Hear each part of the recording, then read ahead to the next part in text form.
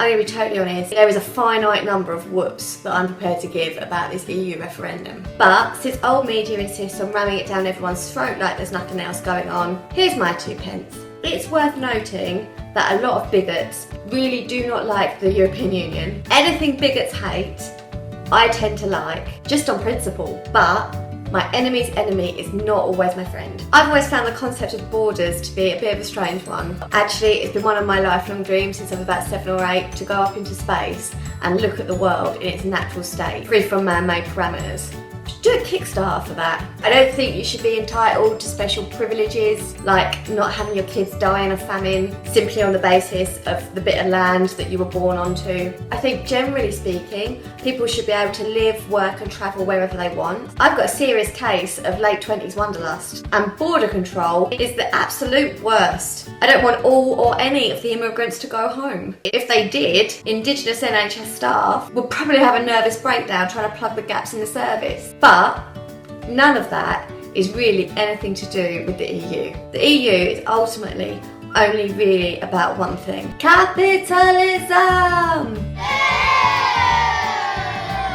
All it is a forum for national governments acting in the interest of global corporations to get together and implement ever more creative strategies for screwing us over on a continental scale. Who wouldn't want to be a part of that? Let's talk about Greece. The cuts in jobs, wages and public services have been so bad that some people have had to give up their actual kids. They had a referendum about whether or not they wanted to take any more of that. They said no tar, or actually they said oshi, but you know. Anyway, it all amounted to a handful of beans, because if they want to stay in the EU, they have to do as they're told, which is basically just shut up and take some more austerity. What a wonderful organisation. Some people, like my dear friend Sal, think that the EU is not so bad because it's got some laws that protect workers. While it is true that you can't just go around chucking people down mine shafts willy-nilly, it is worth remembering that every single right or protection has come about because of working people collectively fighting for them, not because they've been benevolently handed down by some liberal progressive Euro-capitalist. Some trade union leaders won't remind you of that detail because wouldn't want anyone getting any ideas. In fact, everything that we as working people hold really dear is fundamentally at odds with the EU agenda. Think we should have publicly owned railways? No, not allowed.